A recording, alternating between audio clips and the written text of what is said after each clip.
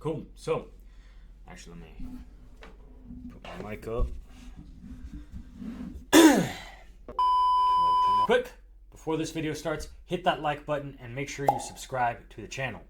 So, one question that I get asked all the time, not just from clients, not just from people who are following, just even like as soon as anybody ever finds out, oh, you're a trainer, or you used to be a coach, or whatever it is, man, you must lift all the time. What do you do for a workout? And the fact of the matter is, today let's talk about what it is that I do. So first, I'm going to start off and say that I'm a big believer in practicing what you preach.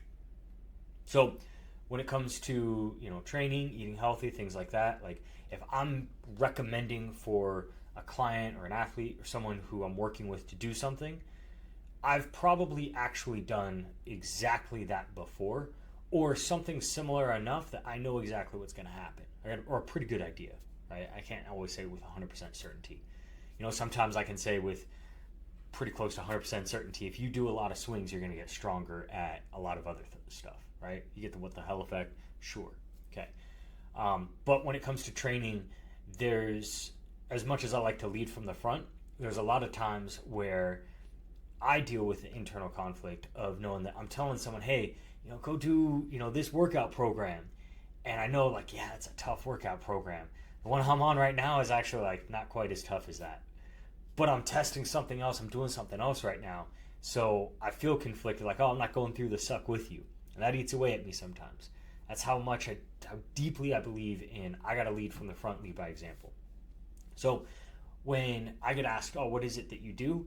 Honestly, right now at this point in my life, I don't lift anywhere near as much as someone might think I do, or as much as I would necessarily encourage someone else to. And part of that is because this year in particular, I have been focused on Brazilian Jiu-Jitsu and learning Brazilian Jiu-Jitsu. So I've been doing BJJ 4 or 5 times a week, which is fucking exhausting. It's awful. I don't actually like it that much, and people kind of don't believe me, and sometimes they do, sometimes they don't, but I don't like jiu-jitsu that much. I don't like lifting that much. I don't like eating, healthy all the time that much. I do it because it's necessary. I make that decision that, hey, this needs to get done, and I'm going to do it. The reason I'm doing Brazilian Jiu-Jitsu is because I firmly believe that the 2 most important sports you can teach a young child are gymnastics and Brazilian Jiu-Jitsu. And I'm coming up on a point in my life where I would like to have kids one day. And when I do have kids, I can't tell them, you need to go do Brazilian Jiu-Jitsu, you need to go do gymnastics and be able to do cartwheels and stuff like that, and I not be able to do that sort of thing. But as I'm getting older, I need to start now so that when the time comes for them to do it, I'm ready to do it as well. Right? Or I've already been doing it and I can demonstrate that I know exactly what it is that I'm doing. So with that being said, as a result of all the Brazilian Jiu-Jitsu I've been doing, because I want to just get it over and done with, get to a point where I'm decent enough that I can hold my own on the mat and I'm not getting fucking pretzeled every single day against my will. After a year, the plan is I start backing down to like 2 or 3 times a week. But right now it's get that parabolic effect, get as good as I possibly can. 7 months in at this point, and 6.5 months in, give or take, I got my blue belt. So apparently I'm getting decent at it. I think that's mainly because I'm focused on mastery and just getting good at whatever it is that I'm, going to be doing, whether I like it or not. And that's a key distinction, is that when it comes to stuff like training, whether I like it or not, I'm going to learn how to get good at something. When I wanted to learn Olympic lifting, I went deep down that rabbit hole and I practiced Olympic lifting like a motherfucker. I learned from the Chinese Olympic weightlifting team coach at one point. I was practicing 5-6 days a week, getting all kinds of reps in and drills and everything. When it came time for kettlebells, same thing. I'd lift bells 6 days a week, 7 days a week. At one point, I was doing swings and get-ups every single day for 30 days straight just to prove that I could do 100 swings, 10 get-ups. It's when I go all in on I want to learn something, I go super, super all in on it. So my lifting has fallen off to like 2 or 3 times a week at most right now, if I'm lucky. Honestly, if I'm lucky. And I've been dabbling around with a few different protocols, did some swings and get-ups only for a while, couldn't really sustain that with what I wanted to do. Was doing, some iron cardio, like cleans and presses and squats and all that. That didn't last very long. Been doing was doing one arm long cycle, so one arm clean and jerks, but the progression could only go so far with that. Now I'm on some double bell, clean and push press, playing around with some different programs and protocols. And if I get 2-3 days of lifting in a week, I'm more than happy. I'm not lifting to get big right now. It's just mainly try to stay strong and in shape, and support, the jiu-jitsu stuff. Mobility takes a bigger precedent. I spend probably at least as much time, if not more time, warming up and doing mobility work before I lift, simply because taking care of your body is as important. Really, it's more important. It's just part of the deal. I can't even put like an either or on this.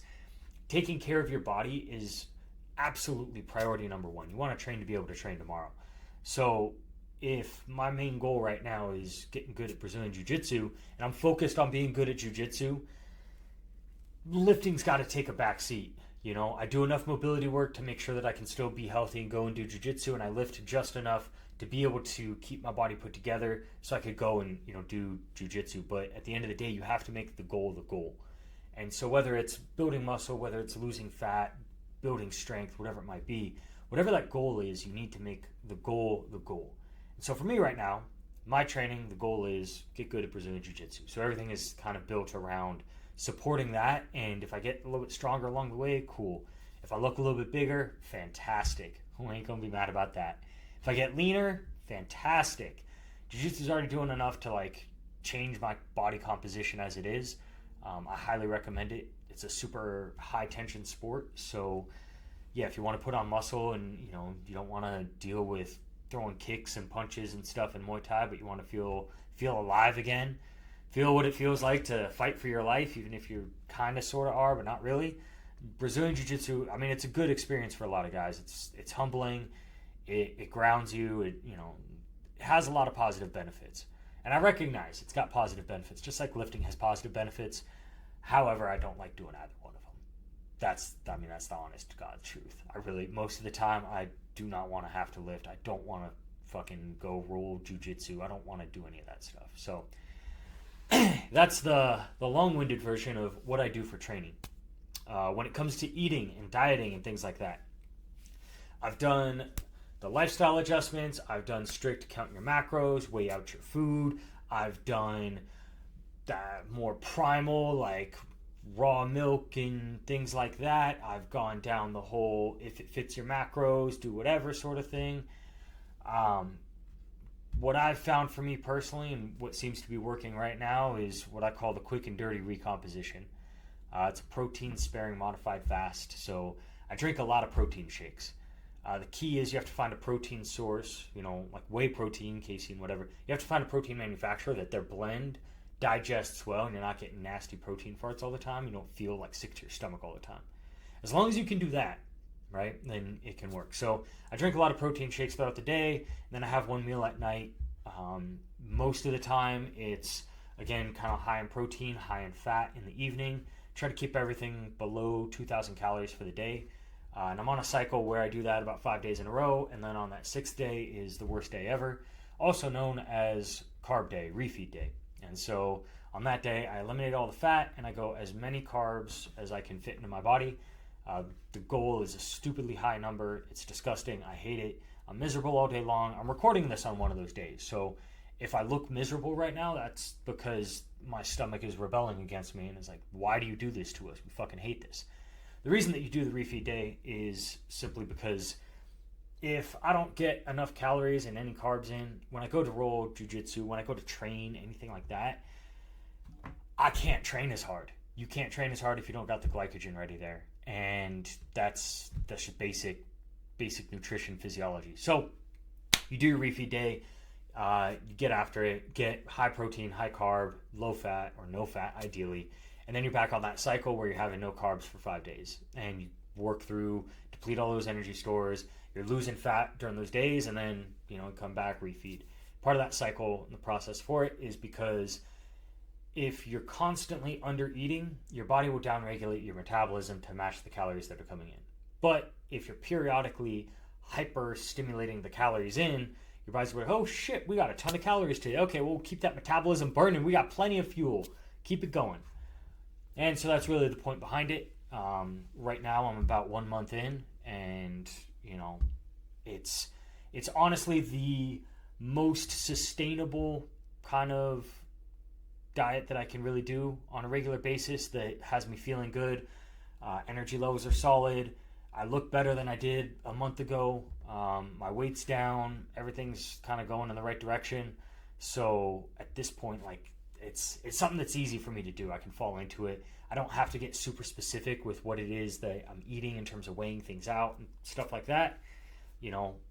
1 day a week, or on occasion twice a week, depending on how the calendar works. I have a day of misery where I'm just stuffing myself with as many carbs as I can.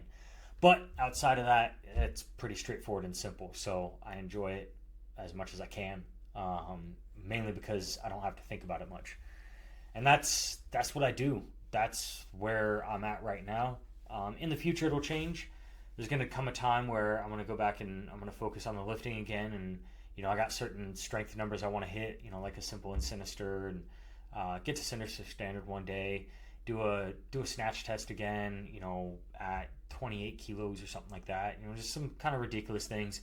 Eventually in the future, we'll get to those things. But right now, with the focus being what it is, that's what I do. And when it comes to my clients and what they need to do, I've done everything that they're going to do. And that's where I can say that I have the purchase to be able to talk about this stuff intelligently. Because if I'm giving advice, if I'm putting someone on a program that's going to help them lose weight, help them, get stronger, perform better in the bedroom, get bigger muscles, whatever it might be, I got the experience. I've done all those things. And right now, my training might not necessarily reflect it because I don't have the same goals that they do right now. But yeah, I've been there, I've done it all, and that's the deal. Perfect. And if you liked all that information about what it is that I do myself, hit that like button, subscribe to the channel, and we will see you inside Fat Loss Mechanisms, or in the comments section, or wherever it is that you would prefer to be chatting. Give your feedback. Talk to you soon.